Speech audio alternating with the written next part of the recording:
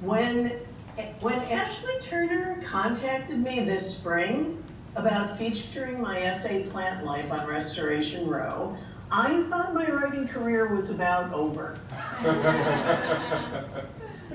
Plant Life was published 10 long years ago. Since then, I've written science journalism about healthy buildings and why Portland rats are special.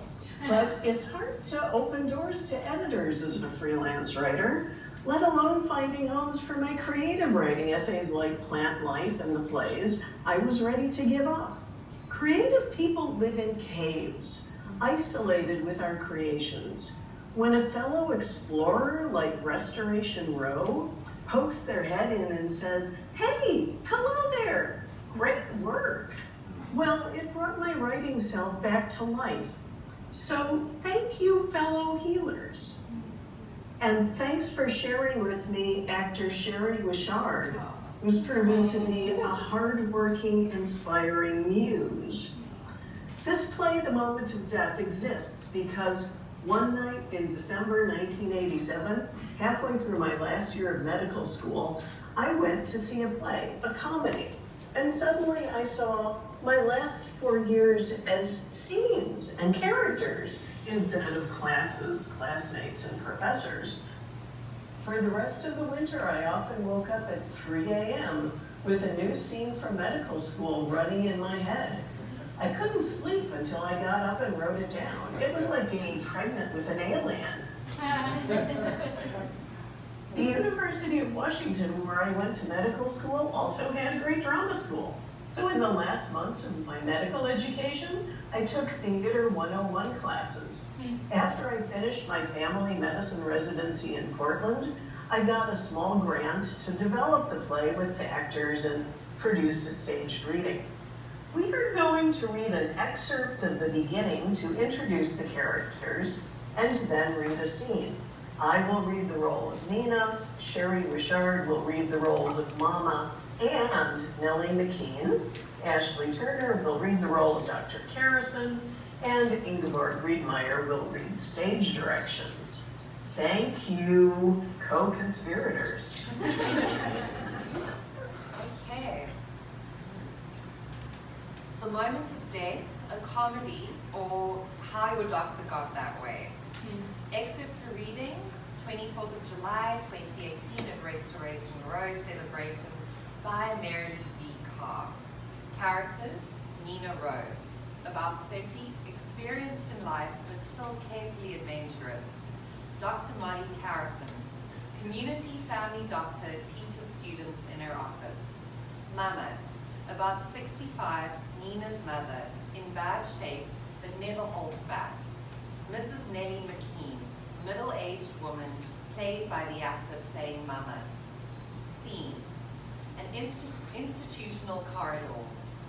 Nina enters, carrying a significantly stuffed manila envelope. She has never been here before. She looks around with curiosity and apprehension. Well, here I am. Hello, anybody? There's nobody here. Where are all the little nerds? I thought they'd be swarming the place. Wish I had a book or the paper, or I could just stand here in the hall till it starts. When? She pulls a few pages out of her thick manila envelope, frowns. Let's see, the folder says it all starts at 10 a.m. And what time is it now? Almost 7 a.m. Didn't want to get stuck in traffic, so here I am. I could reread this whole packet they sent me. Maybe I missed something the first 20 times. She sees another page in her hand, smiles, and reads to herself. I am most pleased to inform you. When I found this letter in my mailbox, I didn't know whether it said yes or no. It was a thin envelope, only thick enough for one sheet of paper. I was pretty sure it said, sorry, no, do something else with your life. I didn't want to, I couldn't stand to see that by myself, so I waited till my soulmate came home from work. We held our breath together as I broke it open. It said, I am most pleased to inform you that you have been selected to enter the University of Washington School of Medicine in the fall of 19 so-and-so. We look forward to the contributions you will make in your future career. I cried my face off. This letter meant I had been okay all along. It cleared all the accounts. I was good enough, smart enough for medical school. I forgave everything and everyone that had ever held me back because they hadn't really, if I was good enough for medical school. I forgave my parents for being poor, confused immigrants. I forgave the Cossacks for persecuting my parents' parents out of Russia. I forgave my mother for being crazy, and I forgave her mother for making her crazy. I forgave Mayor Daley of Chicago for the terrible schools I went to. And I forgave myself for not believing I could do this. I felt not only redeemed, but that I always had been and hadn't known it. I felt on top of the world, but afraid too. Afraid medical school would turn me into a jerk. A cold, impersonal jerk like most of the doctors I'd ever known. At home, I heard a lot about terrible doctors. My mother despised them for treating her like an idiot child. She felt drugs they prescribed turned out to have side effects. I understood that my mother was emotionally fragile, but about doctors, I thought she had a point. I feared I would, knowingly or not, like it or not, become the sort of doctor who knew all the answers, but didn't bother listening to their patients' questions. To me, that was malpractice. I promised myself I would resist the process, that I would somehow hang on to my humanity, though I also knew I had no idea. Can I smoke here?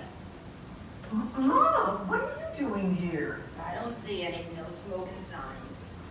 Don't! You can't smoke here. This is a medical school. A what? What are you doing in medical school? Marrying a doctor? How did you find me? This is not how I wanted you to find out. I go anywhere I want in your life. I am your mother. What's this about medical school? I was going to tell you. I was going to tell you when I came home for Thanksgiving. I just wanted to make sure this was really going to work out before I told you. Work out. If I didn't like it, or if I couldn't make it, I didn't see why I should get you all upset over nothing. Why would I get upset? My daughter, the doctor? Some people would kill to be able to say that. I am thrilled. Now when you nag me about taking my pills, I'll have to listen to you. You don't listen to your doctors. Why would you listen to me? Doctors are idiots. Nina, you want to save me? They can't teach you that here. Go home. I'm not here to save you, Mama. Oh no, I learned what medicine isn't from you. I know you can't save anybody by forcing pills down their throats. You save people by finding the part of that person that cares about herself. The part that wants to save herself? And if there isn't any? Then I guess they die. Fine.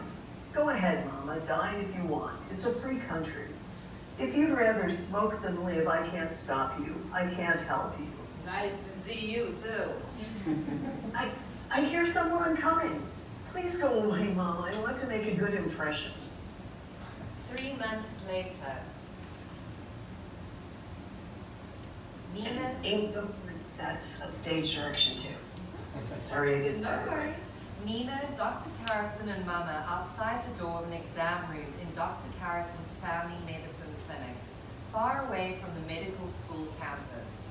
Ready to see a patient on your own? Sure. Who is it? Nellie McKean has been coming here for years. She's seen most of the students. No matter how nervous you are, you can't do her any damage. You can tell I'm nervous? Spare me. When you're done, catch me in the hall. Well, that was clear. Sounded like marching orders, not doctor's orders. Are you still here? Nina takes a deep breath. She enters the exam room and finds it empty. She looks behind the door and out the window for the patient, and behind the exam table, while Mama whips a simple costume change, such as to or from glasses or a house dress, and sits in the patient's chair. Nina turns around and stares in surprise, finding Mrs. McKean/Mama. Hello? Hello. Are you Miss McKean? Yes, that's me. And you must be the new student. Yes I am. Hi. Flo told me you'd be in.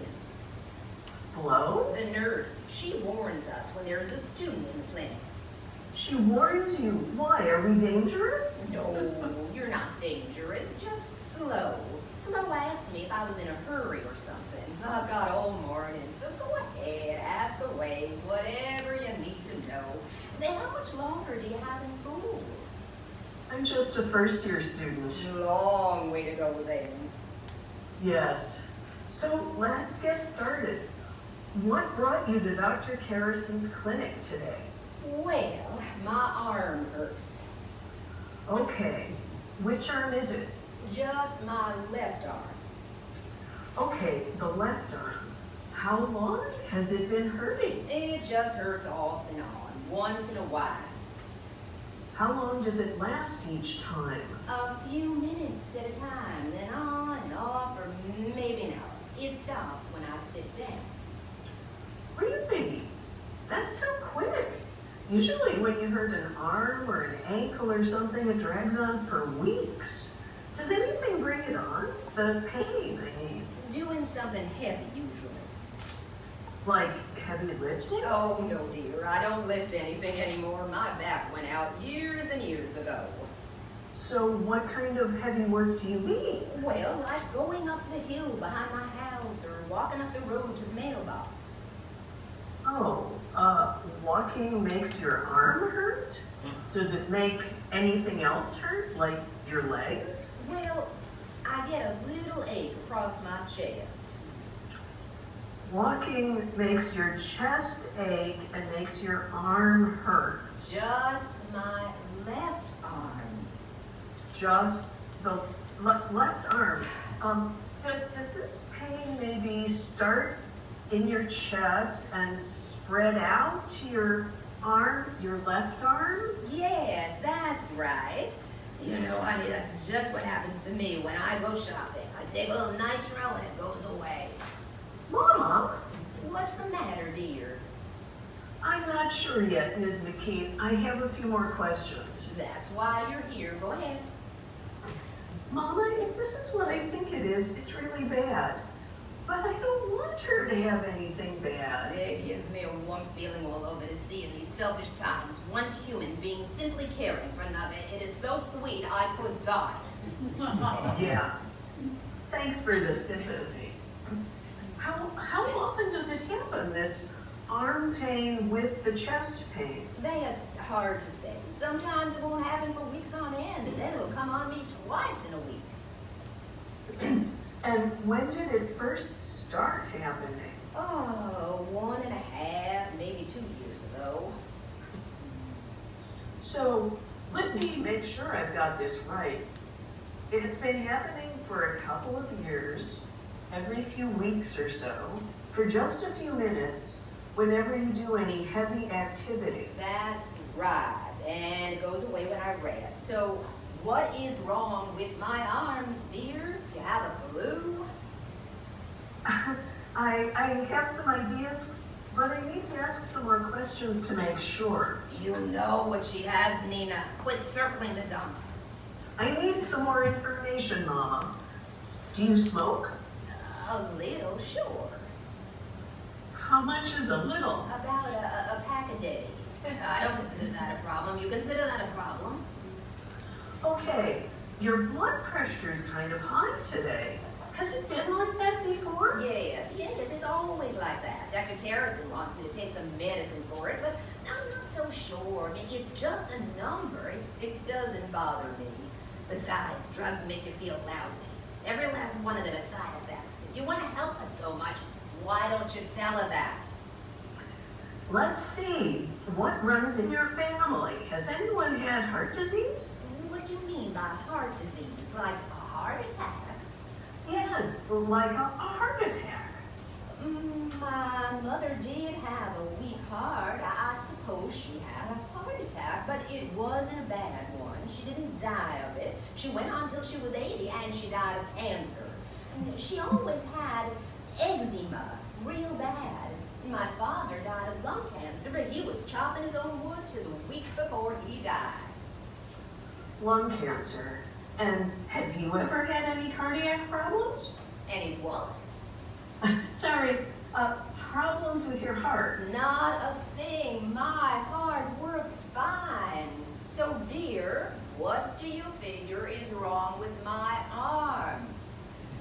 Well, I think it's not just your arm, Ms. McKean. Mrs. What? Mrs. McKean.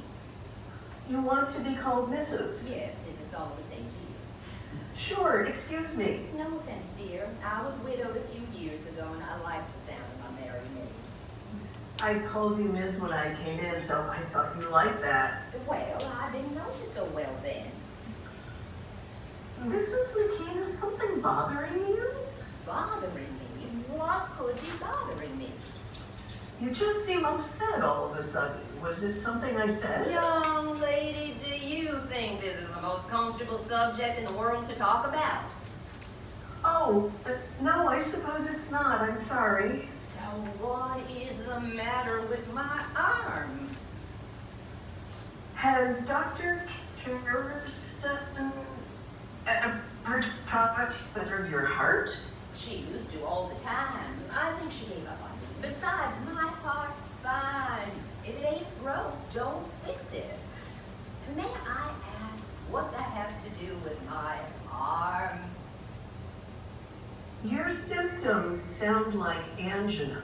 No, I don't think so. What is that? And angina is when the heart isn't getting enough blood, like from a cholesterol blockage of an artery, you have chest pain. It's like a miniature a little heart attack. And sometimes the pain goes out to the left arm. I think that's why your arm hurts. Oh, so you mean like that, angina? Yes, it's the same word. No, young lady, that's not what's wrong with my arm. Is the doctor going to come in soon? Yes, of course, if you like. May I ask why? She's a doctor. I mean, you're very nice and all. But I don't know what I'm talking about. Oh, it's nothing against you. You're just starting out. You probably read about that angina in your homework. No, my mother has it. I do not. Don't you use me as a bad example. Shut up, Mama. I'm taking care of her, since I can't take care of you. I mean, yes, I've read about it, Mrs. McKean, but mostly I know what it is because I've seen my mother with it. It doesn't look pleasant. It really slows her down. She pretends she doesn't have it. Not that that's any comment on you, I don't mean that. I know it feels like other things, and it's hard to tell that's what you have. Well, something's sure slowing me down. Really? Not that I think it's that angina, but sometimes I feel like I did before I had the bypass. Bypass? Well, they can plug up again, just like plumbing. A bypass plugging up again would kind of ruin your whole day. You don't say. And what would that feel like? You mean if a bypass plugged up again? Well, everybody has a different feeling with it. Some people just drop dead. God forbid. But most people feel it pretty slow, and some people don't even notice it at all until it's too late. Whatever it is, it usually happens when you're doing something heavy. I see. I can tell you're worried about it. Yes, I am. I'm worried about you. I don't want that to happen to you, to anybody. I'm sorry I said what I said before. Didn't mean to be so snippy. You're trying to learn after after all. That's all right. Hey, I'm probably wrong. I really hope so. Well, this is what I was afraid it was going to turn out to be. You might turn out, to be a better doctor than I thought at first. Thank you. Thank you. I'll go get Dr. Carrison now, and we'll see what she thinks. That was not half bad, Zora. Oh, you're just saying that. Of course, I'm just saying that. I'm imaginary. But you were good. Not like the usual doctor. I don't want to be the usual doctor. Really? You liked it? Yes. You were always a naturally caring person, even when you were little. I've always said that. You never said it to me. Do you think, Mama, when I come home for Thanksgiving, that you could change? Is there even a chance that you might start taking care of yourself, Mama? Why don't you come home and ask me? I will. Where's that Dr. Carrison? End of scene.